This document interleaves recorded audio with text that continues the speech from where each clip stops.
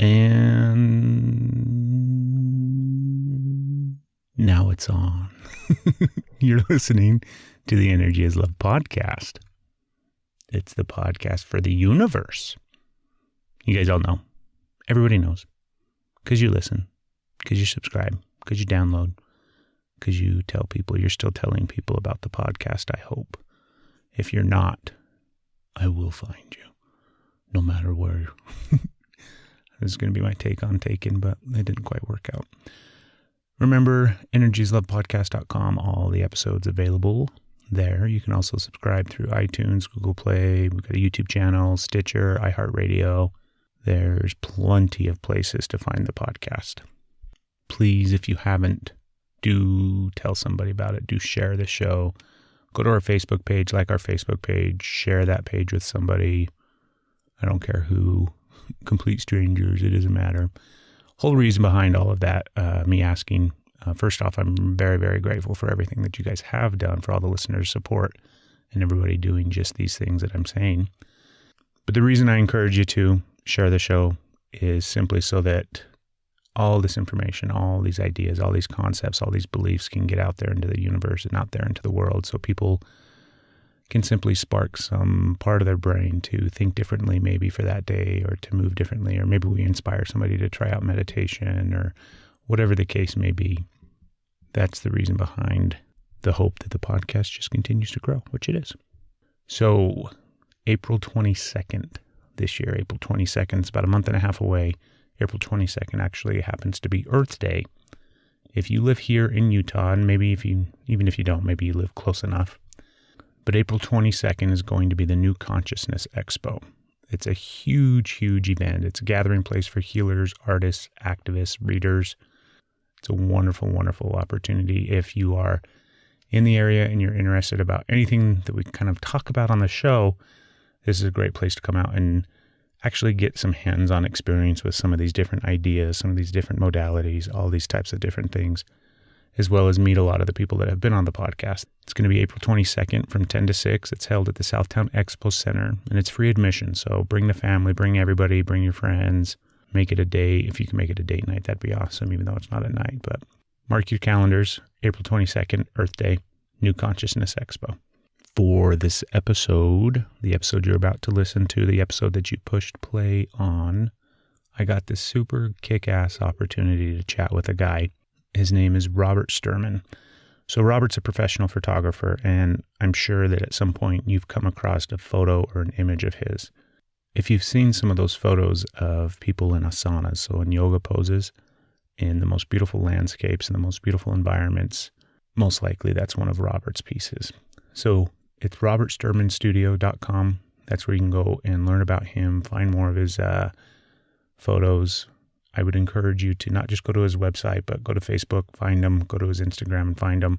I can't really describe in words some of the images and what they invoke, but we talk a lot during the episode about the power of photography and the power of a photo and kind of what it can capture and what it can do for people in those moments. He's done work with veterans. He's got a great veterans yoga project that he's still currently doing. I can't even describe his pictures, but if you've never seen any of his work, go to his website, go to his Facebook page. You can go to our Facebook page because we're going to post a lot of his pictures up there. They're truly inspiring. You don't even have to necessarily be a yogi or somebody that appreciates yoga or practices yoga. It's just stunning photography. So remember, it's robertsturmanstudio.com. This was a super fun episode for me. He's a really chill guy. I really enjoyed chatting with him. We had a good time visiting. So now you guys get to sit back and relax and enjoy this episode with Robert Sturman. Here we go. You're listening to the Energy is Love podcast. Energy is love. The Energy is the Love podcast. The Energy is Love podcast. Energy is love. The Energy is Love podcast. The podcast for the universe. The Energy is Love podcast. Okay, Robert, there we go, man. We're ready to go. Good morning, Craig. Good morning. It's still morning there, right? Southern California? Yep, 11 o'clock. In Santa Monica, is that right? Is that where you live? Yes. And what's the weather like? If you're not experiencing any of the, because right now California's got all the crazy flooding going on and the rain and all that kind of stuff, right? Yeah, we've had tremendous rainfall this year. I grew up here, so it's more than I can remember in my entire life. And I think today, which would be nothing to a guy like yourself, but I believe today is the coldest day of the year. But the sun is shining. And the way California is no matter how cold it is, if you sit still and you're not in the wind and you're in the sun, it's summer. Yeah, it's still nice, huh? Yeah. So what is it as far as temperature goes? It's the coldest day. What is it? My guess is it's in the 50s. That's pretty cold for Southern California. Low 50s, yeah. But the wind is what's making it very cold. Yeah. I've got a handful of family that lives in California, kind of spread throughout, and I always get a kick out of it because we'll go at various times throughout the year. And, if it's in the fall or in the winter months, they're always complaining about how cold it is. And we're running around in our shorts and going swimming in the ocean and everything still. So that's where all those people are from, Utah. Yeah, we get used to the cold out here. Yeah. Well, I can't thank you enough for coming on the show. I really, really appreciate it, man. I've been excited to chat with you. Thank you for having me. I appreciate it. I wanted to coordinate and try to do this one in person just because me personally, I always like when I get to meet people, but I was, looking forward to getting the chance to meet you, but scheduling and all that kind of crap is always a pain in the ass. So Skype works. It does. So wait, we're not recording yet? No, we're recording. recording, but this isn't the show. Well, this is the show. I mean, it's just not live, so we'll record the episode. But you do a lot of editing because I don't remember you saying words like crap on the last one I listened to. Well, we do, I tend to swear from time to time. I don't have the, by no means am I a sailor, but, All right. When it comes to the podcast, you can say whatever the hell you want because that's the nice thing is we don't have to worry about it. Right. One of the things, because first off, you do so many different amazing things with your photography. Your photography alone, just as itself, right, is beautiful work. It's amazing stuff. I'm an amateur photographer, and when I say that, I mean, I'm sure you probably hear something similar to that all the time where people are like, oh, yeah, I take pictures too. So I have an appreciation for photography outside of just the beautiful aesthetics that you kind of capture. But the way you compose your shots and all that kind of stuff, I could get really dorky about the, kind of the more technical aspect of what you do. But all in all, it's just beautiful work, man.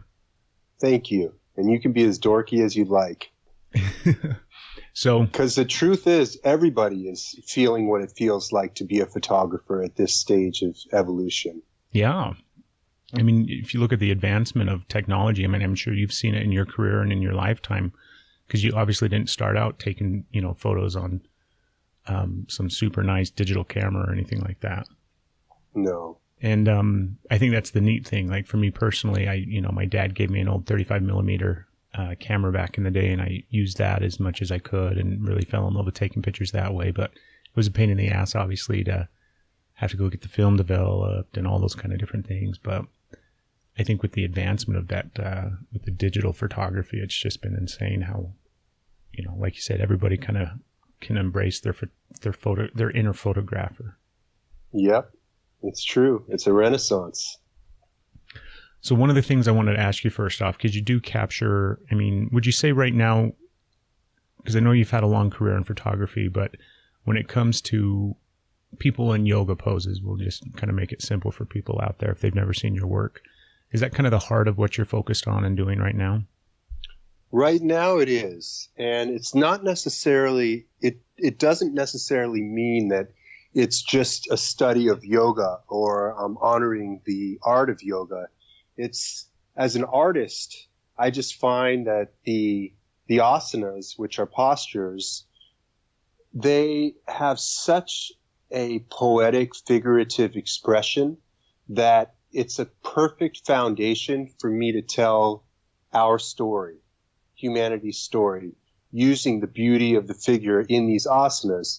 Because if you look at the history of art, artists are telling stories, and nowhere in the entire history of art have I seen such expressive, sincere, in the heart, models, subjects that I've seen with the people that are part of this yoga movement that I'm also part of. So it's really it lends itself to telling our story, and telling it with a lot of emotion. Well, that was what I was curious about is, when did you, in your lifetime, when did you come across yoga and what kind of role did it play in your life initially? Well, I'm 47 now. And when I was 19, I took my first yoga class at the university in California, Santa Cruz. And I took a few classes here and there for, 10, 12 years or so. And then after that, after I'd had, some life experience, and I realized that life wasn't always easy and we needed something to have as a friend, so to speak, to get through this life with more as a warrior. And I'd remembered that yoga taught about breathing and about sitting still in the fire, even if it gets uncomfortable. And I come from a profession where most of my heroes in the history of art have all lived lives of self-destruction, for the most part. And I wanted to rewrite that story for myself. And I remembered that yoga was something that taught about being still. And so I gave it a shot, and it worked. When you talk about artists living that life of like self-destruction, like, the classic thing where the tortured artist, is that something that you dealt with in any way, shape, or form during your career? Did you come across those time periods? Yeah, I mean, I saw a lot of people being a lot more destructive than I was. But yeah, I definitely didn't always live a life of self-respect. And I wanted to. I mean, I feel like that's one of the most important things to do in life is to respect yourself.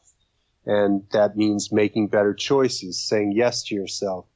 And having a practice like yoga helped me to be able to stay consistent with that. How spiritual of a guy would you say that you are?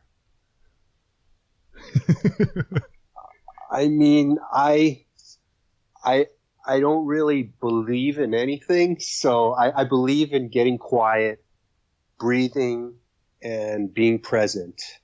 But I don't have any beliefs of man-made beliefs or things of that nature. There's things out there that lend itself to, you can use it as a reflection for achieving our full potential, but I'd say I'm very spiritual, but I don't, just because I'm quiet and I breathe and I feel life.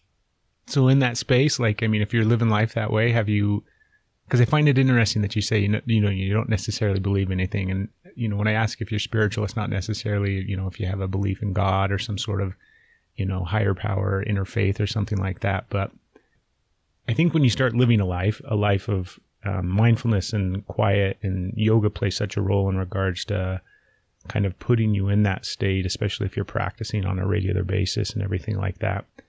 Haven't you found something out there in that space that you kind of resonate and connect with, whether, you might not necessarily be able to define it or put it into some box that makes it easier to grasp? I like the smell of Tibetan incense, and I like to collect malas that people give me as gifts, and that's about those things make me feel really good. They make me happy. Yeah, that's a good thing, right? I mean, I often think that, because I'm the type of guy that will sit and ponder like the meaning of life on end all the time. I wake up in the middle of the night thinking about it and all that kind of stuff.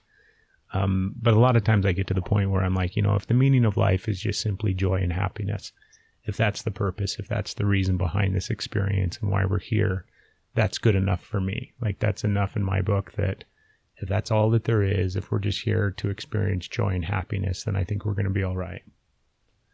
I think it's a relaxing way to live. For sure. To not put so much pressure on yourself to solve it all, and just relax and enjoy it, and enjoy your children and your wife and your practice, and being able to just wake up every day and wanna be on this planet and feel like we belong. It's definitely a relaxing way to live if you can embrace it, if you can do it on a regular basis, I suppose. There's so many projects that I've seen of yours and so many different things that you're doing with your work. I want to talk about a couple of different ones that kind of jump out at me that I kind of really enjoyed and also kind of resonated and connected with. The first one I want to talk to you about is when you went into the prison system to photograph and shoot inmates doing yoga. First off, how did that come to be? How did you get that that gig? I had a childhood friend who's like a brother to me, who is a doctor, a psychologist, and he works inside the California prison system with inmates. And he brought my work to the attention of one of the wardens. And this particular warden wanted to start a yoga program. And so because she was leaving and she wanted to leave something really good for the prison. And so she had invited me to come and document the growing program and celebrate something very good that was happening within the prison system. So after that, James Fox, the founder of the Prison Yoga Project, learned about my work, and he invited me into San Quentin. And then from there, I just ended up going to different prisons all over California, and it became what I did.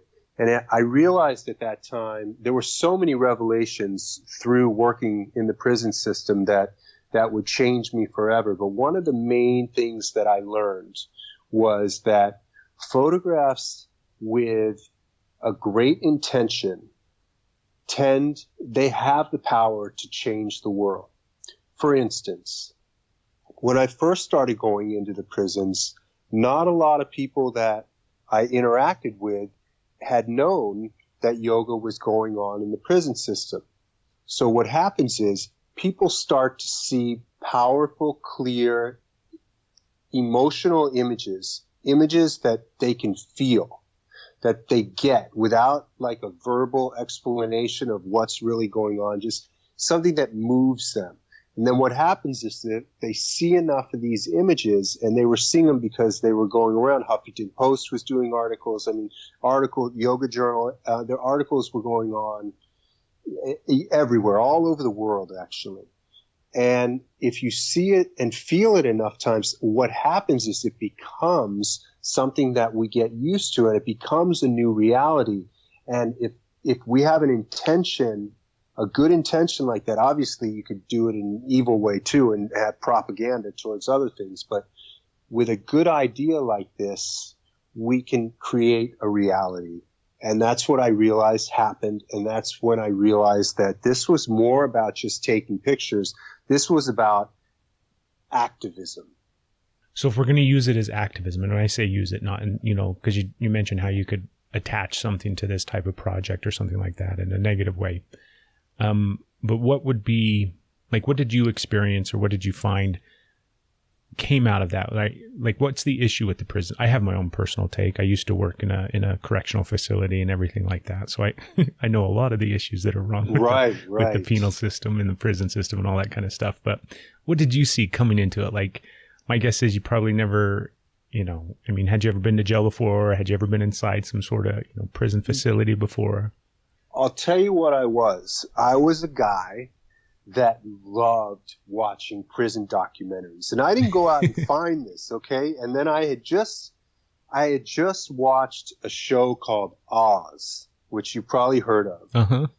And I had just stopped watching it because it was like the third season and they were killing all the people I got attached to, and it was just too violent. And I thought, this cannot be good for my spirit. So I stopped watching it.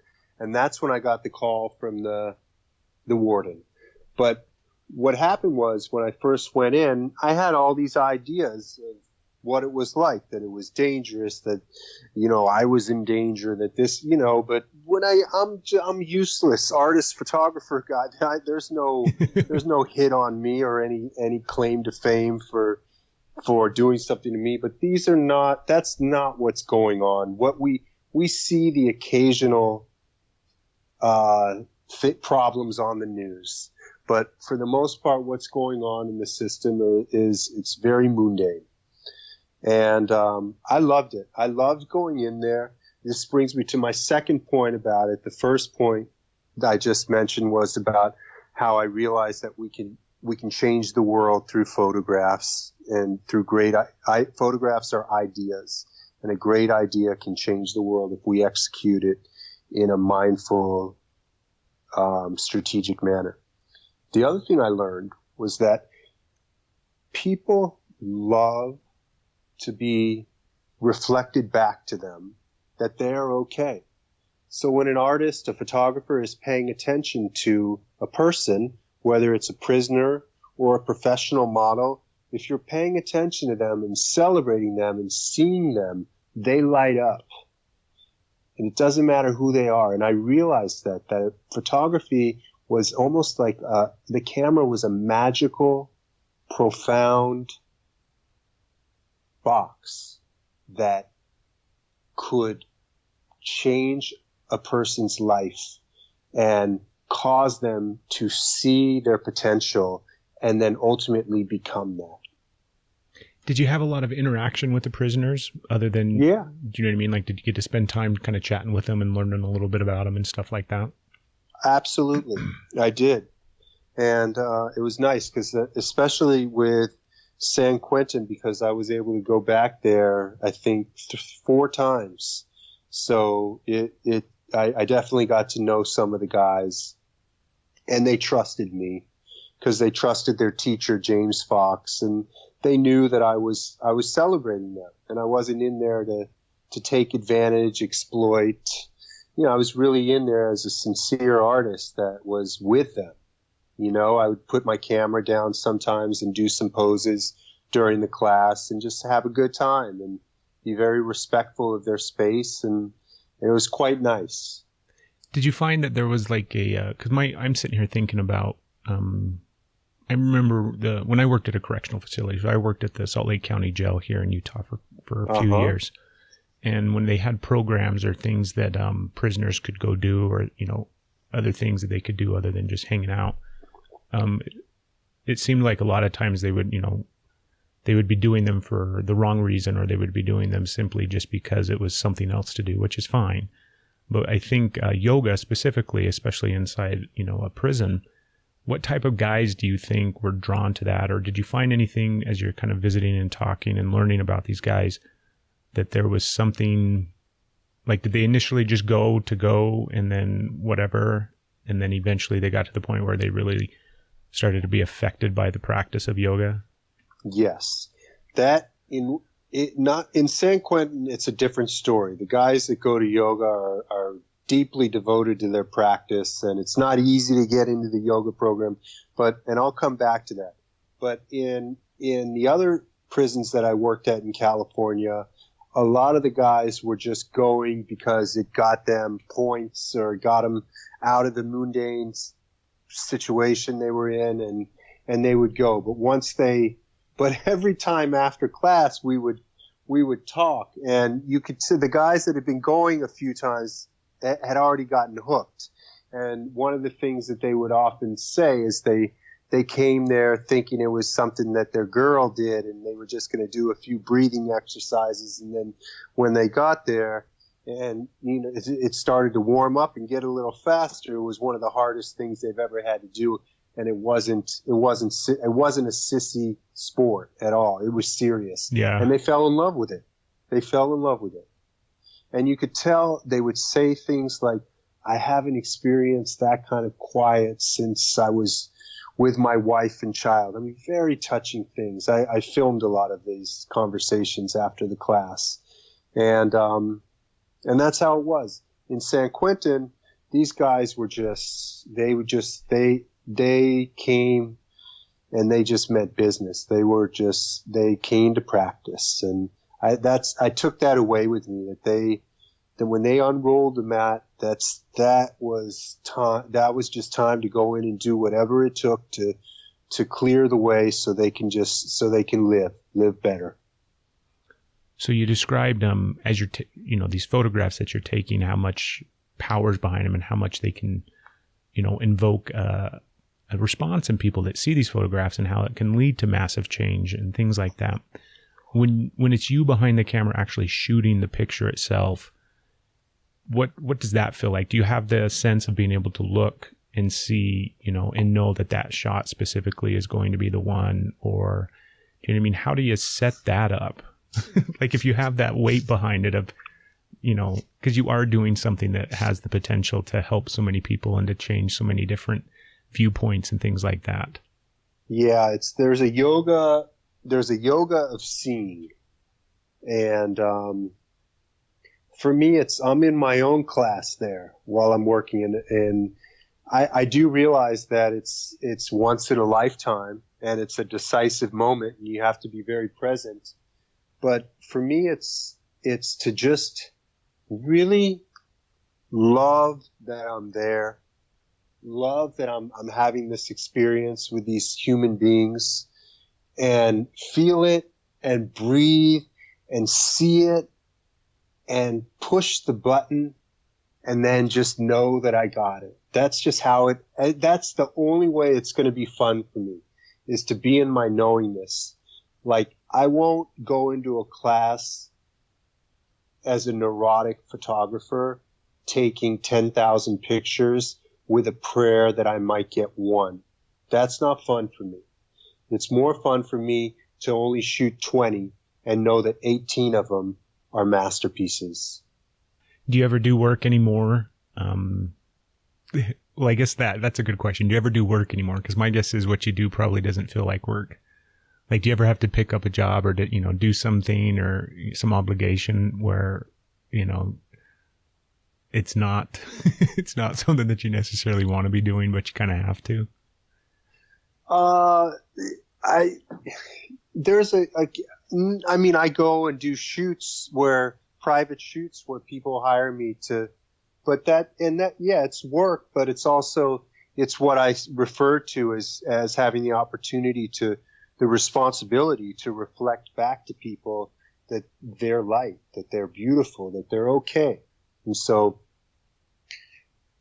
I do a lot of that. And, I guess the only thing, sometimes assignments from blogs, questions is work, like when Yoga Journal asks me to write something for, occasionally it feels a little bit like work. But for the most part, it's an effortless joy. And it's based on a quote that I'd read by Osho. When I first went to India when I was 30 years old, so 17 years ago. So I had been educated in the West. And like I said, my education also included seeing destruction, people that didn't know how to live their lives joyfully. They created out of desperation. And so when I got to India, right when I went to the Osho meditation resort, I wanted to go there for about a few days just to acclimate. There was a big sign, and it was called The Way of the Creator. And then it said something to the effect of, to be creative is to be in love with life. We can only be creative if we love life enough that we naturally want to offer a poem here, a song there, a painting there. And right when I saw that, I realized that right there was the beginning of my journey of yoga, because I realized that it could be a fulfilled life, or creation could come out of joy It didn't have to come out of desperation and pain and struggle and all that stuff that we're ideologically conditioned to believe that it comes. I've never had block, writer's block, artist block, any block. I've never had it. I don't even know what it is. Because if you just live your life and find the joy in your life, then creation just happens. So I guess that would be the answer to your question, am I spiritual? Because it's a very religious experience to be an artist and to be able to create things all the time. There's such a deep, profound experience with it. I think I know I'm jumping all over the place, but it's interesting. I think that's what's happening in the social media renaissance and the renaissance of photography right now, is that the masses are starting to feel what it feels like to be an artist. So many pictures are being made. I think it's profoundly important. Do you know what I mean? I think when it comes to having a creative outlet, having something that you can express yourself in any way, shape, or form, right? I mean, the creative process can take on any form. It can look like anything. You can express it in so many different ways.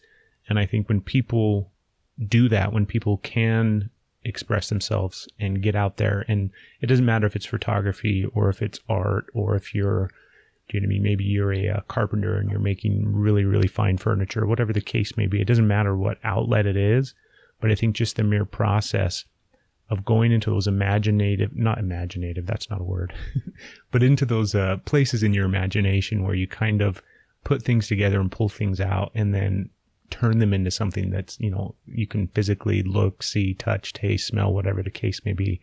I think that's such a huge component for us as kind of human beings on this planet. Absolutely. So you talked about being able to reflect back, or, when you're working with somebody and you give them that opportunity to kind of show them that they're worth something or that they have worth, or, do you know what I mean? I think that's a special, special quality. And can you think of somebody in your life that kind of provided that same thing to you in a sense? It's kind of a challenging question, huh? You got to think back, throw over your whole life. Yeah, it really is a challenging question. I can vaguely think of a few teachers here and there, mainly photography teachers, one in junior high and one in high school. But ultimately, it had to come from me. And that's when I got my degree. On that same journey to India when I was 30, after I'd received that information about creativity just being an effortless act of love, I also realized that all the years that I was taking pictures, I was literally taking. And then when I was in Varanasi, India, I realized that I was stealing. Taking meant stealing. And I wasn't really feeling my subjects or giving. It wasn't an even exchange. I wanted a great picture. It wasn't a collaboration. And then it turned into something where I was making pictures, and I was making it with the people that I was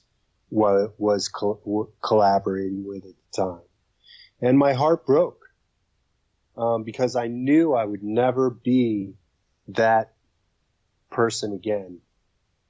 And I was excited to step into a higher frequency like that, a more compassionate way of living. But I was also sad because I knew that something in me had to die in order to become that. Do you think it was part of you that maybe not necessarily dying, but it's just that evolution of who you are, right? Going from that space of, like you said, you describe it perfectly. You realized that you were taking pictures as opposed to having that collaboration with whatever it was, whether, and that the truth of the matter is too, that you, in a sense, you have to have that collaboration, even if you're taking a picture of nature or some inanimate object or something like that, if you're going to go, photograph the Golden Gate Bridge, you kind of have to have that same mindset and that same connection to some extent.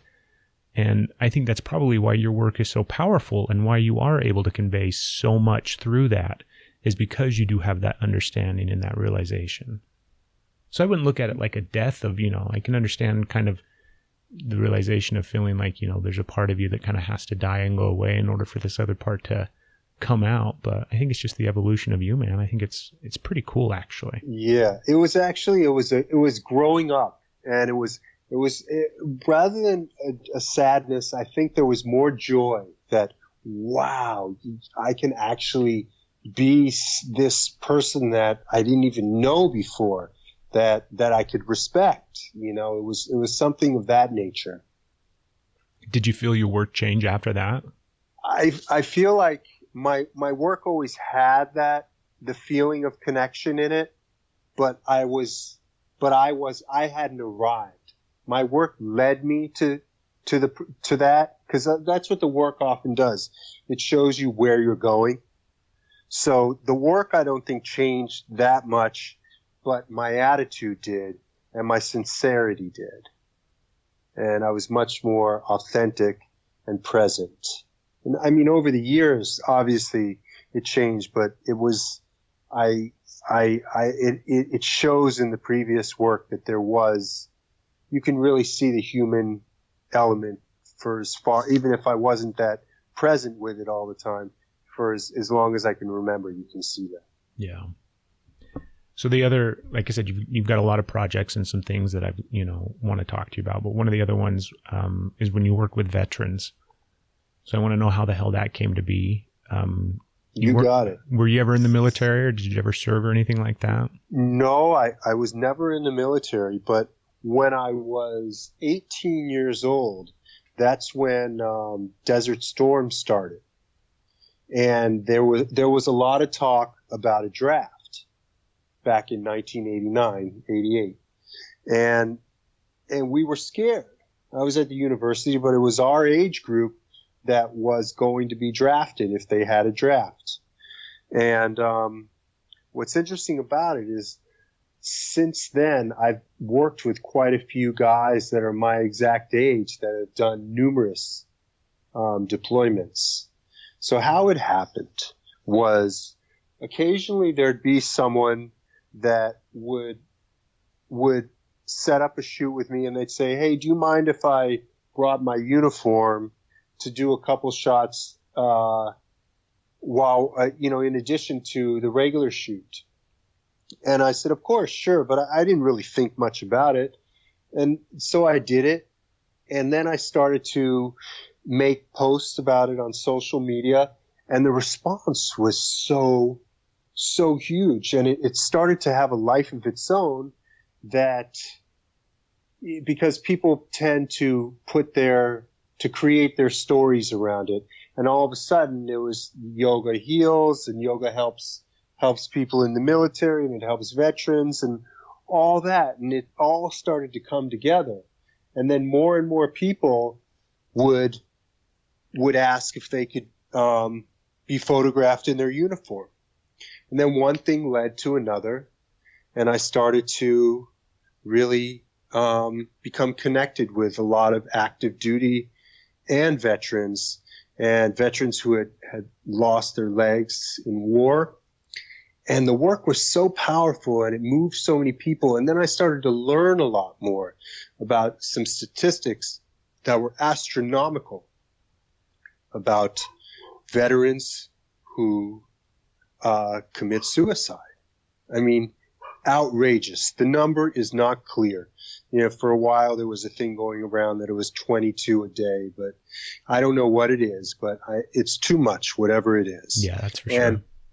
But the thing that I've noticed is that I've worked with a lot of veterans, and I've never worked with somebody that didn't have their life together and really get themselves grounded and have so much gratitude for their practice, because it taught them how to do the same things that I was initially talking about, how to just sit with it, deal with it, sit in the fire, and survive and have a new way to live.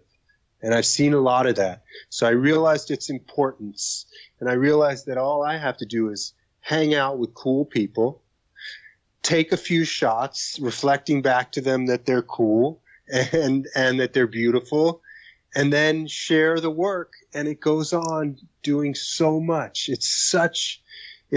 I realize that my profession, if used with this kind of mindfulness, this intention, is so magical, is so powerful. It's almost not fair, because I can take the pictures, I can enjoy what I'm doing, and then the work goes on living and reinventing itself over and over and over again. It's very cool.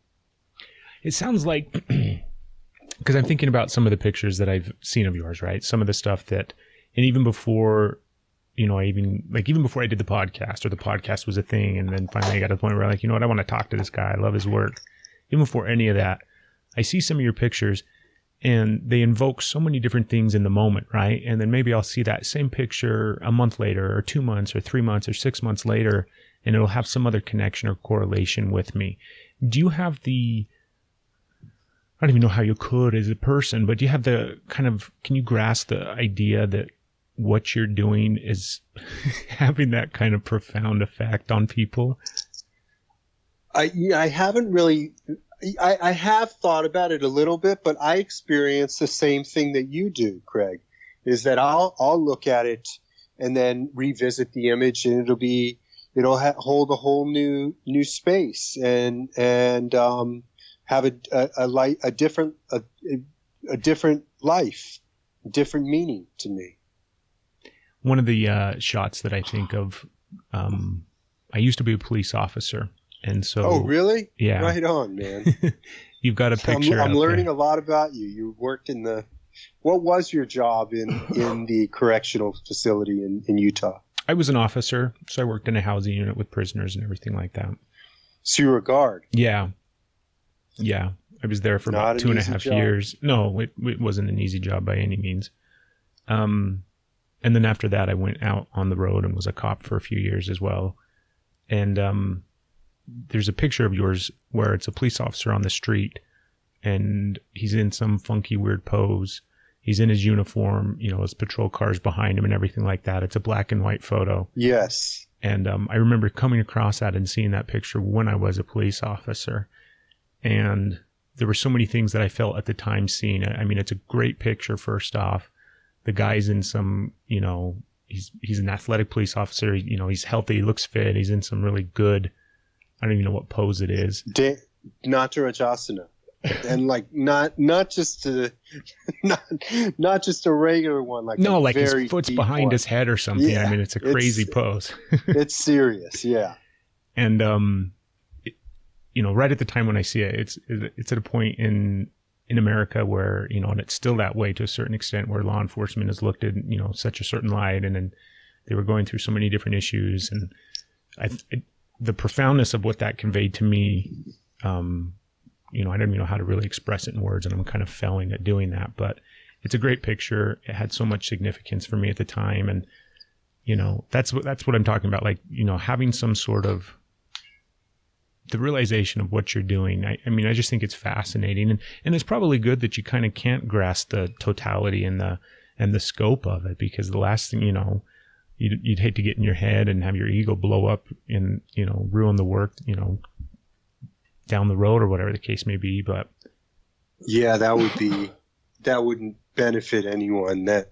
And I don't think that could happen to me.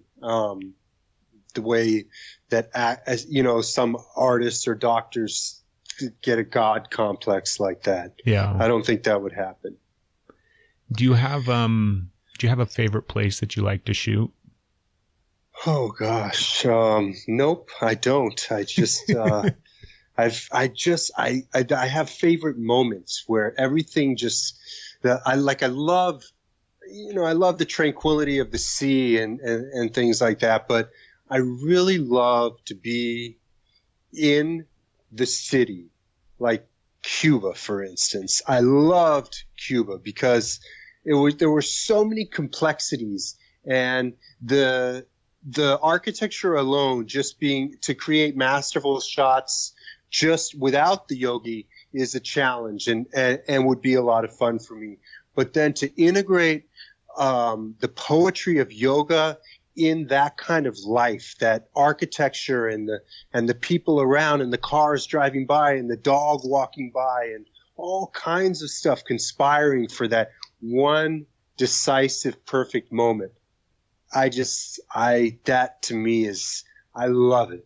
I love that more than anything. In New York, in Jerusalem, in Palestine, Havana, Nairobi, Kenya, wherever it is, because basically it's there. Here's the world. We've seen the world a million times. We've seen photographs of the Colosseum in Rome. We've seen it a million times, and it's beautiful, and it's beautiful every time.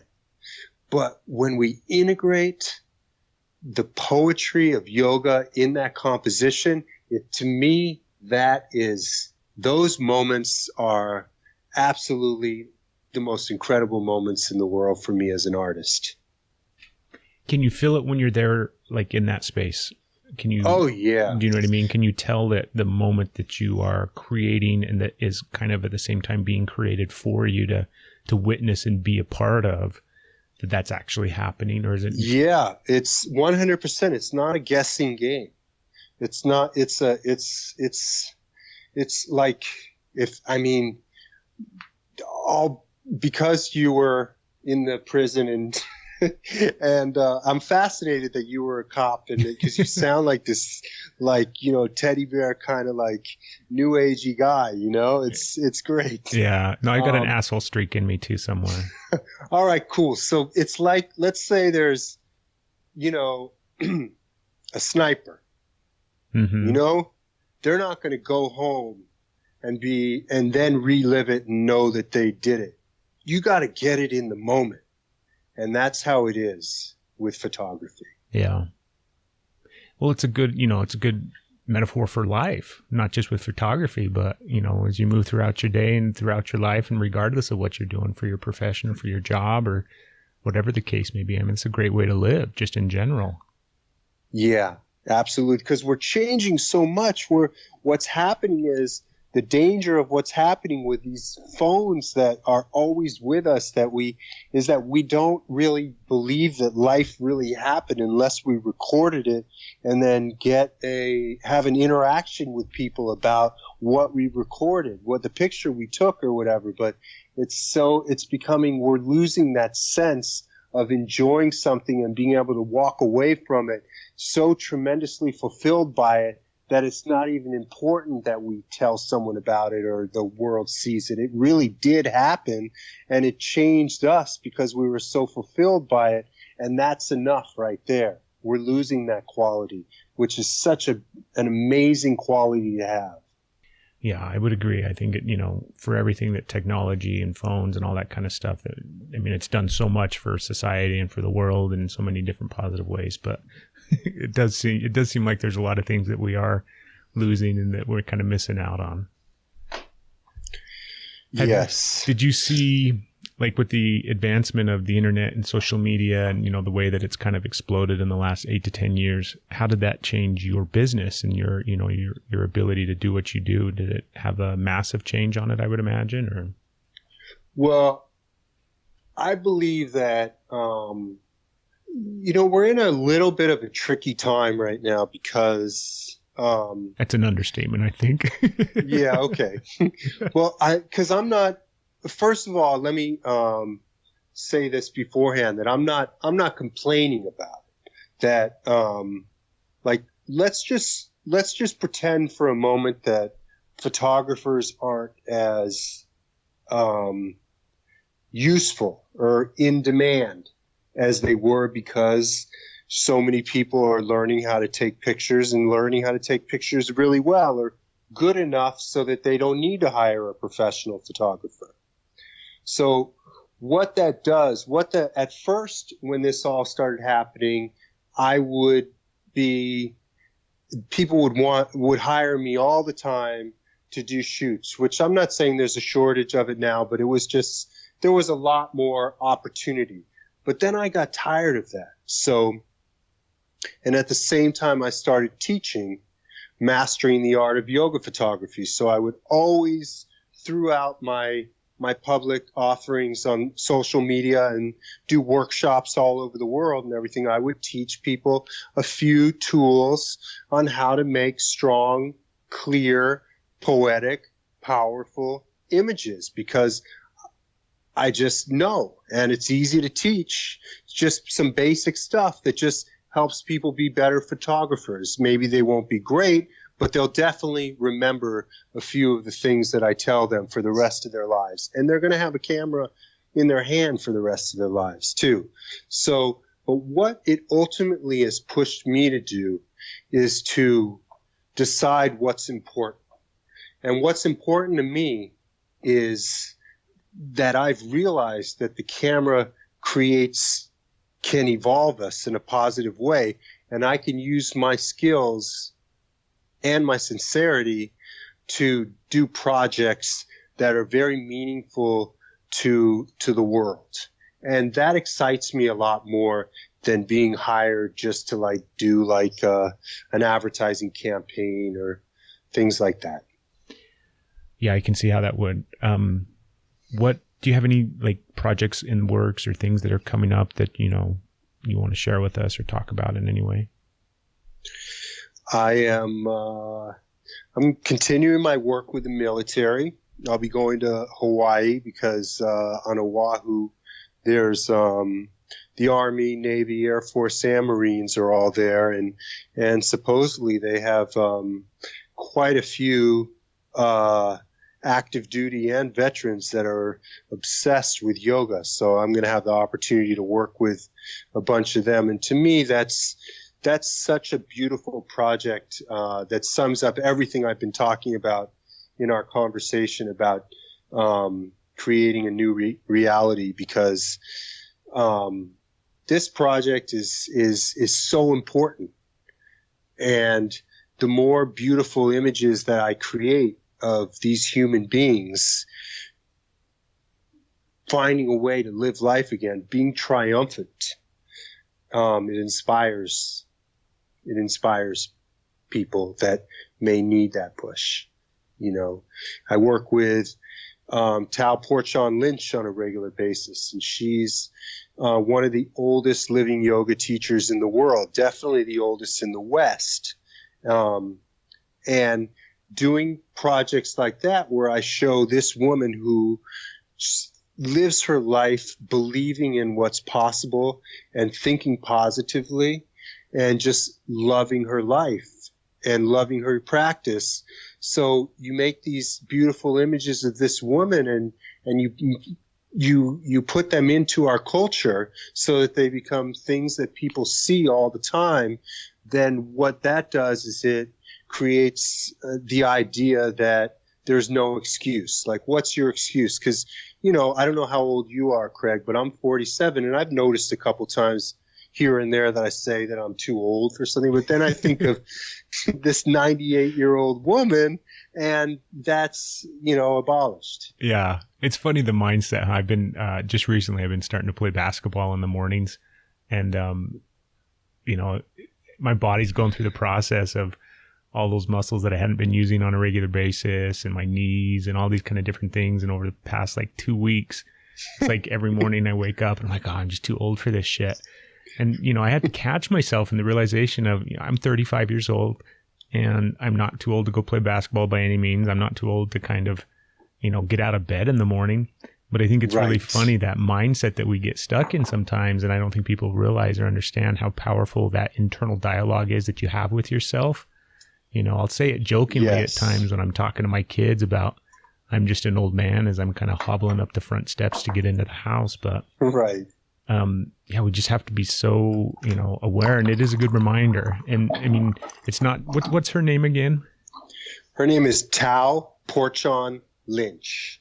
Yeah, I love those photos of her. I mean, she just conveys so much, in those pictures, because like you said, you really can't have excuses when you see things like that. And when you can be reminded of the fact that there are people like that out there that are, 98 years old and they still have a yoga practice and they're still living some vibrant life and they're still doing stuff. And then I'm bitching that it's, hard for me to walk up 3 steps coming into my house. Right. And also what's so great about using her to inspire you is, for me, it helped me to give up bad habits because I want to make it to that age and be healthy. And I see so many people deteriorating. This is the sharpest woman I've ever met. She hears perfectly. She pays attention to 3 conversations at the same time. She never misses a question. She's on. How long has she been practicing yoga? Do you know? Gosh, she's told me so many times. I don't know. I think since a very long time. Her teachers, like she was around when Iyengar, and she's many, many, many years. Decades, huh? Yes. Well, I think it just goes, for me personally, so many times, and I think about this in my own head, where, because you will see people that, get to a certain point, and I was just talking about, I'm 35 years old and I'm getting to that point where I'm complaining about being too old to do things. But I think that's the biggest misnomer, that somehow our bodies will just deteriorate and it's just a natural thing that happens, and we kind of just have to make peace with the fact that as we age, our bodies fall apart and we deteriorate. And, I don't really think that's the case. I think that, yes, our bodies do age, and yes, we do have effects of that aging, but in no way, shape, or form does it have to slow us down, in the way that it kind of typically is known for, that people allow it to. Yes, and, we just also can't consistently put poison in ourselves. Yeah, that's a huge part. What are some of the places that, you maybe haven't traveled to that you'd like to? Because you've gone everywhere. You rattled off some of them before, and I was looking at all the different things that all the different places that you've gone and shot and done different things. But are there some places that you'd like to go that you haven't yet? There are a ton of places that I do want to go to, but I'm not in the mood to travel. But it's at some point I know I'm going to want to go to Japan or China, or I've never been to South America. But for me, it's not necessarily going everywhere. It's just being like, it all can happen right here in my own neighborhood. I've passed the point where I feel like I need to go everywhere to get something. But one of the places, though, since you do ask that question, one of the places that I am in the talks of going to, that I've had on my mind for a while, is India. I've been there before, but not photographing yoga. That's where you said you went when you were, in your 30s, right? Where you went and had all that experience in India, right? Yeah, 30. What about going back now, do you think would excite you? Well, first of all, when I was in India the first time, it was for the first part of my career, which I used a Polaroid process of photography, where I shot with an old Polaroid, and it was an instant picture that came out, and I would warm it up in the sun and then use different tools, like dental tools, to carve right into the surface of the image and create a very painterly photograph. And I did that on the spot wherever I went. So that was very difficult traveling, where I would possibly only get one great shot a day. And now I use a digital camera, and my work has changed, and I work closely with yogis now. So what I see is India is as the Lonely Planet guidebook says, an assault on the senses. And it is so beautiful. And there's what I was talking about, how the whole world conspires to create presents itself with these beautiful compositions for me when I'm working. I think India has got to be the most outrageous place on the planet, with the cows walking by and the women with all the blankets on their head and pots on their head and the traffic going by, and just so many people and so many things, and the architecture and the magic of the chaos. I think it'd be really fun to work with a model in a situation like that and create some extraordinarily beautiful works of art that celebrated the culture, but also had that element of poetry integrated into it, and also as a homage to the fact that yoga did come from India, and yoga is starting to grow again there, where it on a massive it was for a long time it was the Indian people weren't known for doing yoga, but there's a whole movement now where the prime minister is bringing yoga to the people. Well, that's a good time. Asana part. It's a good time for you to get back there then, huh? Yes. When you go to places like Africa and you find people, because you've got shots of people, I don't know if, I guess I don't even know how to describe them, like people that are, tribal or very nomadic. Maasai warriors. Yes. When you have them, like my guess is sometimes I have to imagine that at times you shoot people and they don't really know what the hell yoga is, and you're directing them, what position to stand in. No, that doesn't happen. That's so funny. I bring a picture book and teach them a quick pose. But do people have a pretty good general understanding? And pay them $5. That's how I do my work. No, this is with the Africa Yoga Project, and they teach youth in Africa the practice of yoga and how to become yoga teachers, to offer them a different way of life that's a wholesome, safer way of to exist. And so that's what the Africa Yoga Project does. And they came across quite a few Maasai warriors that they started to share yoga with, who fell in love with it. And so one of the Maasai took me into Maasai country at the foothills of Mount Kilimanjaro to meet with other yogis, and I photographed them doing that. None of it was made up or anything like that. But that's a good idea. Although that makes way more sense. Yeah. Well, Robert, I think I've stolen enough of your time, man. I really, really appreciate it. Thank you, Craig. I mean, this is fun for me because I'm a fan of your work, and I love following you on not just Facebook, but like Instagram and everything like that. That's one of the cool things about social media is, I get the opportunity to kind of have daily reminders of the cool stuff that you're doing and everything that you're putting out there. Yeah. If I were to do a podcast, which I'm thinking of doing, you are like the perfect candidate for me that interests me, being that you were a cop and a prison guard. I mean, and you found yoga. I mean, I had to hold back from interviewing you today. Well, I think that, because I think everybody, it's one of the interesting things doing the show is a lot of times I'll reach out to people to be on the show and they're like, yeah, I suppose. They don't think that they're interesting, They don't think, well, I don't know what we would talk about. And I'm like, don't worry about that. I'll take care of that part. You just have to show up and relax. But, I don't think I'm necessarily that interesting because I know my whole life and I've been there for all of it. But you're just the boring guy you have to live with every day. Yeah. But I think, everybody, that's one of the neat things. And that's why I like doing this show, is because I get the chance, not for me personally, just to get to meet and talk with whoever I want to talk with. But then also, everybody's got a story. Everybody's got something that they can share with other people that is going to impact them in some way, shape, or form.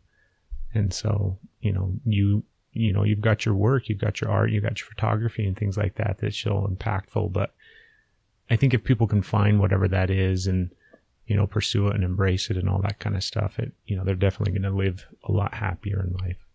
So what's your website so everybody can go out and find your stuff? Robert Sturman Studio.com. Studio is singular.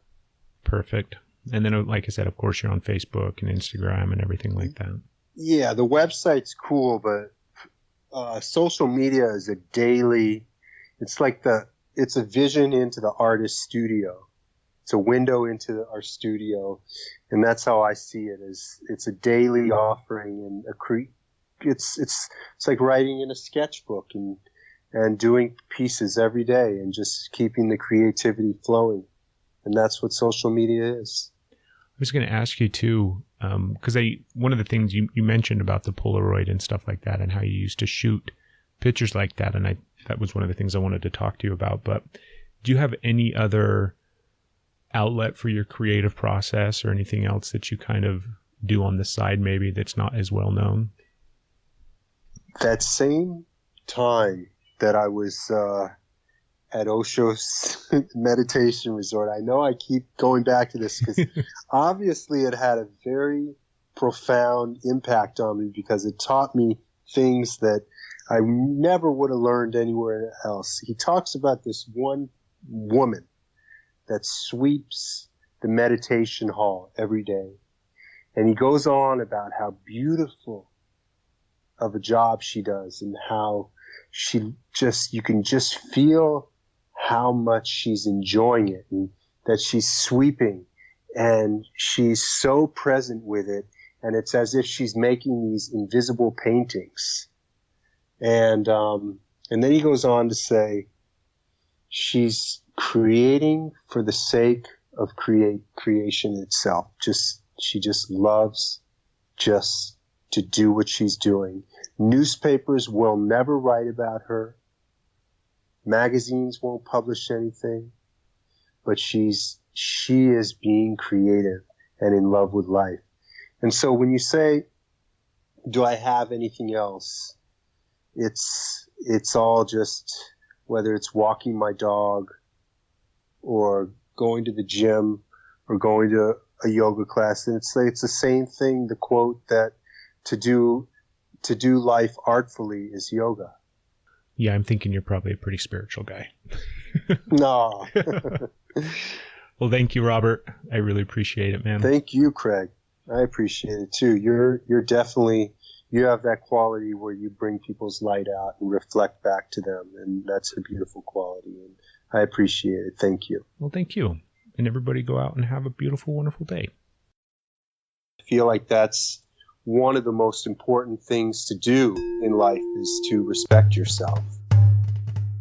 Photographs with a great intention, they have the power to change the world. To be creative is to be in love with life. And a great idea can change the world if we execute it in a mindful, strategic manner.